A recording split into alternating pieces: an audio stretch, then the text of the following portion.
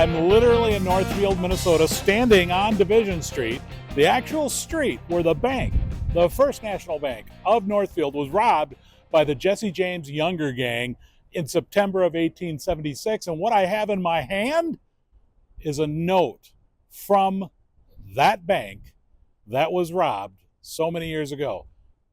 That's the story, what we're going to tell today. Hi, I'm Dan, and welcome to Polar Currency and video number 67, The Last Bank Robbery for Jesse James. This is a story of the Wild West riding north into a small town for an easy, illegal payday. The date was September 7th, 1876. The place, Northfield, Minnesota, when the James Younger gang, the most notorious post-Civil War gang of the era, kicked a hornet's nest that ended lives and a decade-long, 9-state crime spree that stretched from Texas to Minnesota that ended less than an hour's drive from my home. The legend of Jesse James is almost unmatched and has been immortalized by many. But for me, it started with one national banknote that was issued 36 years after the last bank robbery of Jesse James. Before we get to the story, a good question to ask is, what exactly is a large-size national banknote? I promise, seriously, this will be a quick review with a lot of eye candy.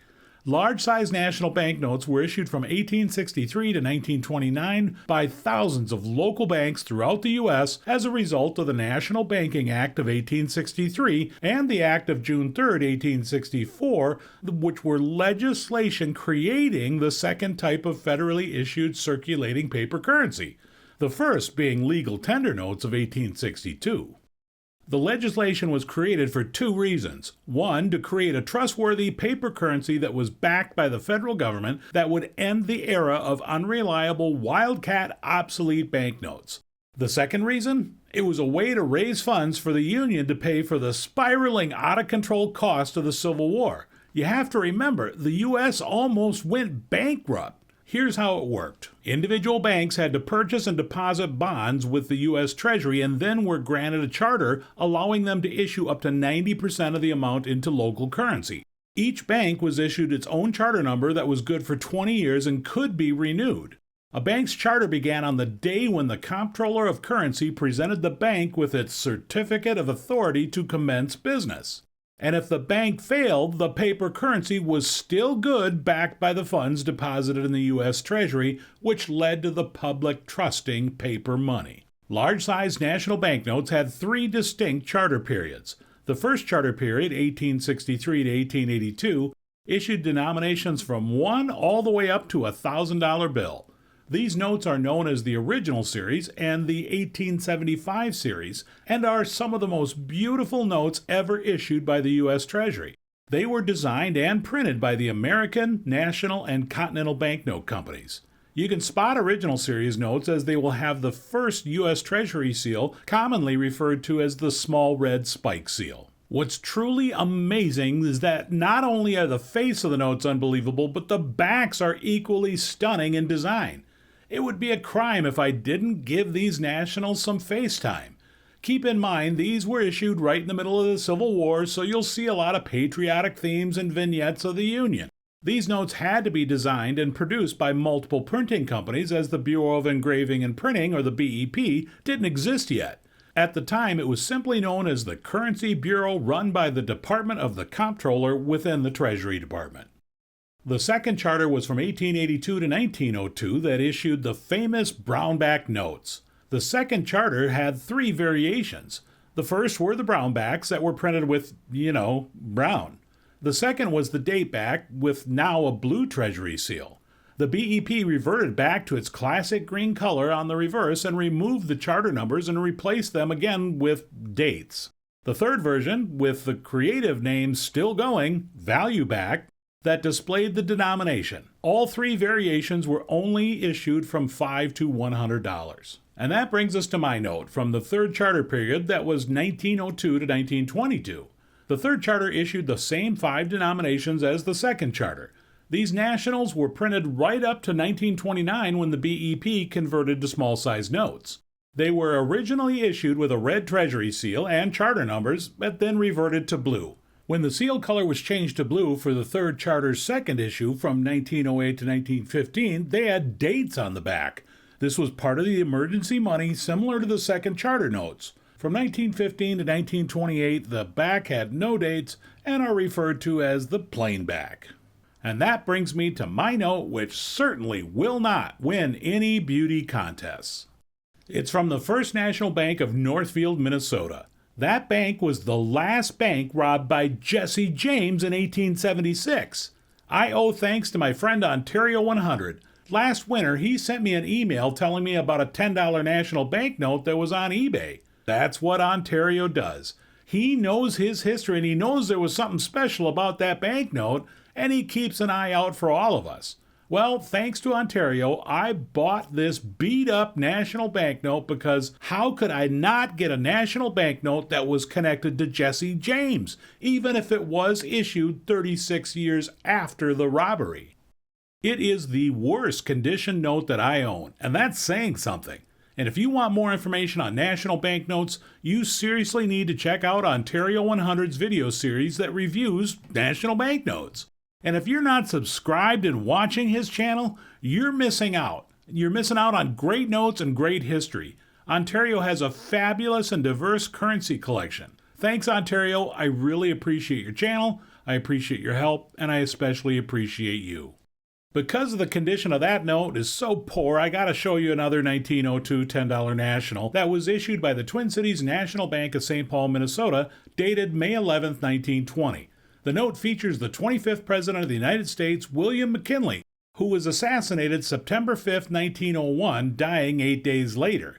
McKinley's death was the reason he was placed on the new third charter $10 national banknotes. Moving down a denomination, it's most likely why 23rd President Benjamin Harrison was placed on the $5 note. He also died in 1901. If you want to know more on why you have to be dead to be on U.S. currency, see the link below to the video, The Face of U.S. Currency. The reverse of the 1902 $10 national features the vignette Liberty in Progress by GFC Smiley, who was also the artist of the Series 1899 $1 silver certificate, the Black Eagle Center vignette. It seems progress represents the U.S. stretching from the Atlantic to the Pacific Oceans, with the steamship symbolizing commerce and the battleship demonstrating strength.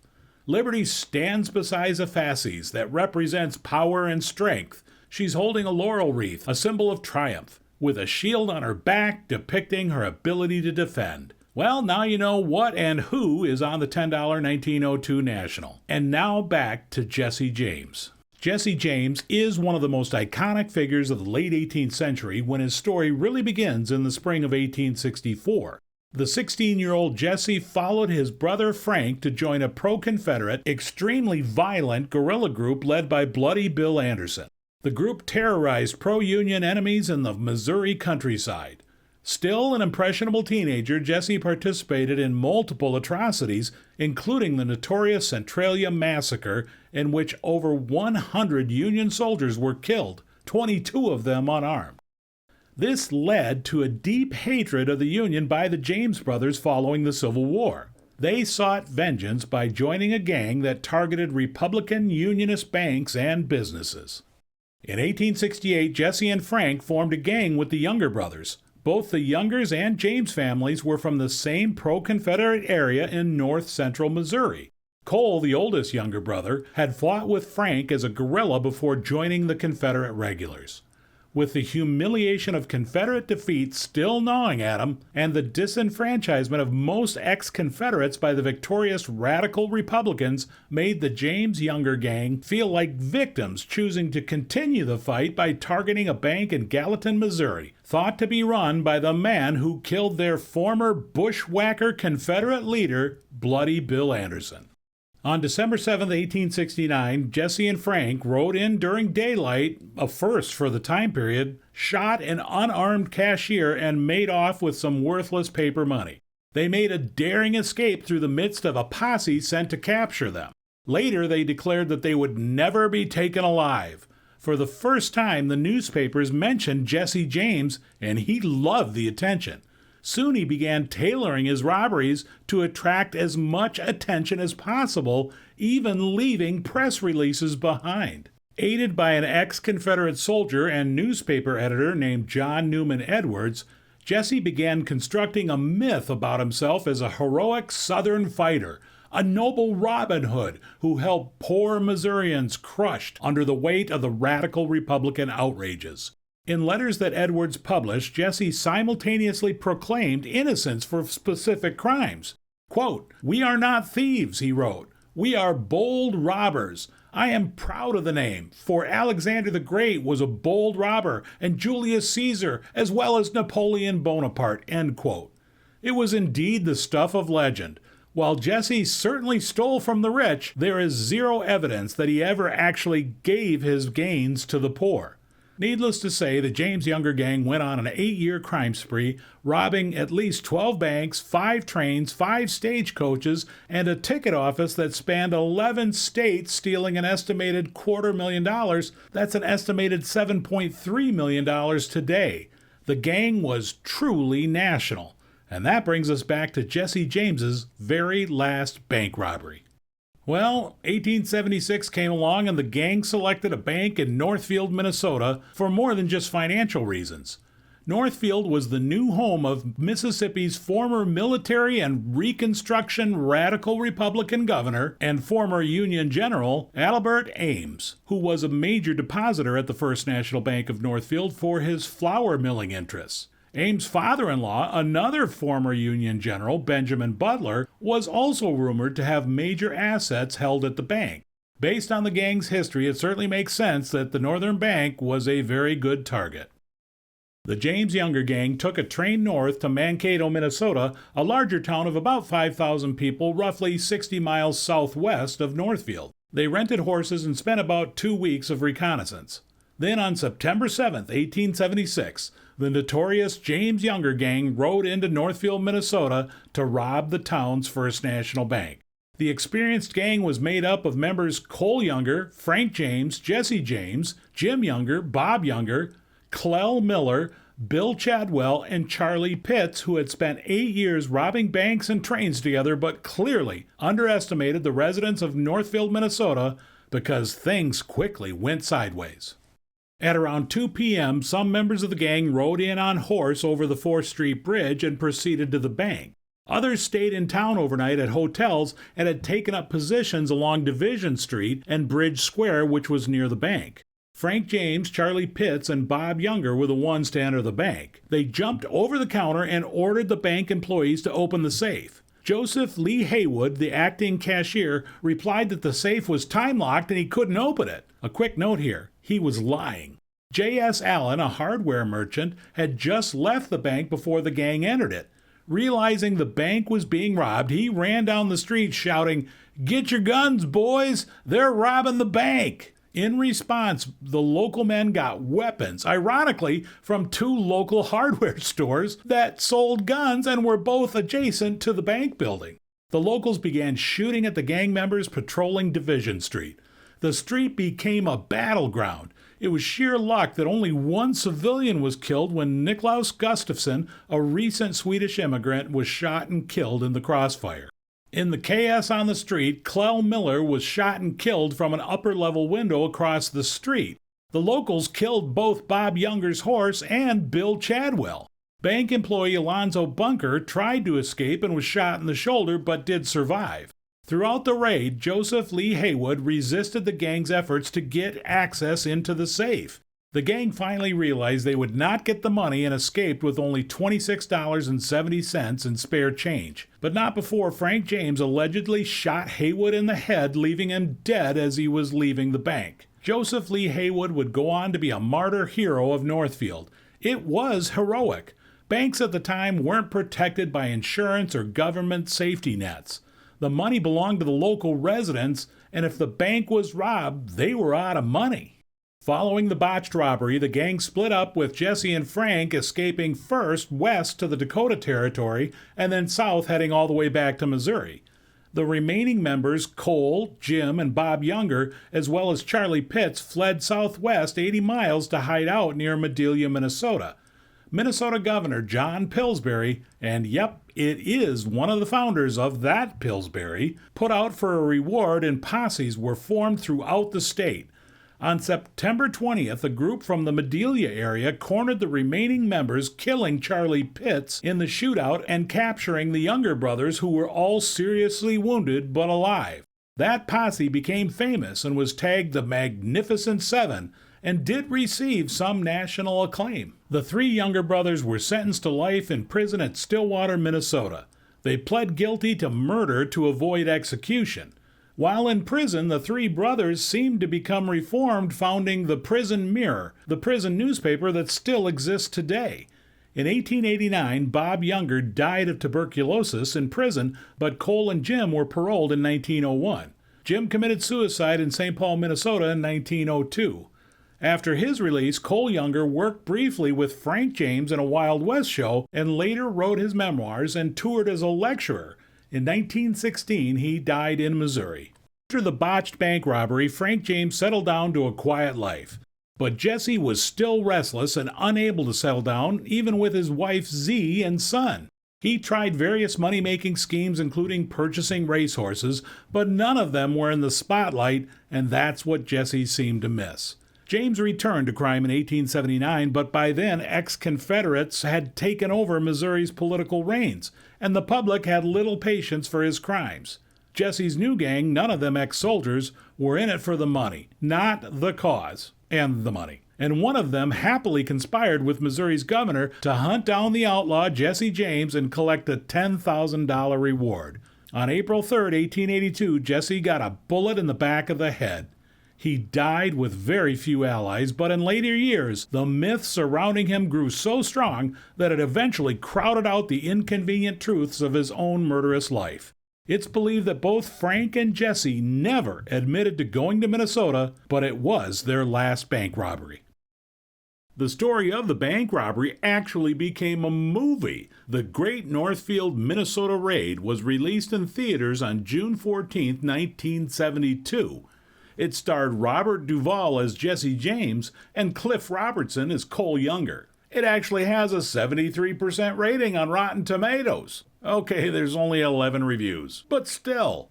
What's interesting, at least to me, is that the banks of Northfield, Minnesota have their roots in a bank that never opened. The filing for the Bank of Northfield with the state occurred on August 16, 1858, less than 100 days after Minnesota became a state. The bank never opened, but notes were ordered, and the American Banknote Company printed 1,000 sheets of $1, $2, $3, and $5 notes that were never issued. Northfield was platted in 1855 and incorporated in 1871, but it wouldn't get a bank until 1872 when the First National Bank of Northfield opened. According to Don C. Kelly's 6th edition National Banknotes book, the bank would issue all large-size national banknote types except value backs, along with Type 1 and Type 2 small-size 1929 nationals. More than 1.4 million was issued from 1872 to 1935. Northfield also had two other banks that issued national banknotes: the Northfield National Bank that issued only large-size notes, and the Northfield National Bank and Trust that issued only the Series 1929 small-size national banknotes. Before I end, I have to give a shout-out to the Northfield, Minnesota Historical Society. Many thanks to Executive Director Sean Allen and Collections Manager Alexis Kraft, who gave me access to research and make this video. The Society and Museum is located in the exact building that the James Younger gang robbed in 1876. The museum does a fantastic job of documenting the robbery, and the safe and the bank vault that were never opened during the robbery still exist today. If you're ever in Northfield, Minnesota, in early September, it's worth stopping by for their Jesse James Days, a great Rivertown festival where they have a reenactment of the bank robbery every year and have done so since 1948. I hope this video helps you understand the power that one single banknote has for me. I realized that my banknote wasn't part of what was robbed by Jesse James and didn't even exist yet, but it tells the story of the First National Bank of Northfield, Minnesota. An amazing story that connects one of the most famous outlaws to a simple $10 national banknote. Now that's good stuff, and one of the reasons that collecting national banknotes, especially large size, is so remarkable. The notes can be traced to large cities and tiny towns across all U.S. states and many territories. Add to the fact that these notes have beautiful design and vignettes, and you have something that's truly special, and that's history. And that's why I collect paper money. As always, I appreciate your time. I hope you enjoyed the video. And if you like what you see, please hit the thumbs up button, subscribe to the channel, and feel free to leave a comment. We'll see you in a few weeks, and thanks for checking in.